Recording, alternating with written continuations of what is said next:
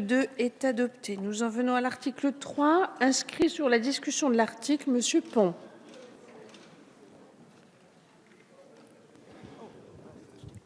Merci Madame la Présidente, Madame le Ministre, Monsieur le rapporteur. Cet article 3 vise à permettre l'application d'un régime procédural particulier en vue de la construction ou l'aménagement en urgence de locaux d'infrastructures portuaires, ferroviaires, aéroportuaires et routiers pour le rétablissement des contrôles des marchandises et des passagers à destination ou en provenance du Royaume-Uni.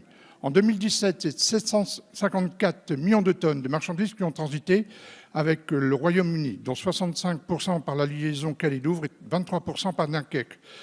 C'est un navire tous les 2 heures à Dunkerque et un tous les 45 minutes à Calais, sans compter bien sûr le trafic par le tunnel sous la Manche. Le retrait entraînera des contrôles vétérinaires, sanitaires et phytosanitaires, des formalités douanières.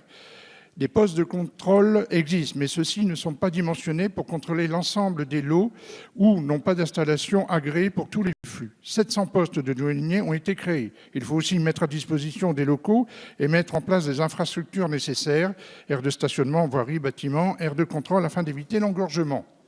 Et ces contrôles devront être mis en place le jour du retrait, si pas d'accord, ou à l'issue de la période de transition, si accord. Ce rétablissement des contrôles implique des procédures longues et complexes. Il faudra des adaptations et des dérogations, car ces réalisations sont encadrées par différents codes, urbanisme, environnement, patrimoine, commande publique, travail et transport. Le cumul de ces procédures et du passage dans différentes instances entraînerait un délai d'instruction avant le démarrage des travaux qui ne permettrait pas d'agir rapidement pour réaliser les aménagements nécessaires.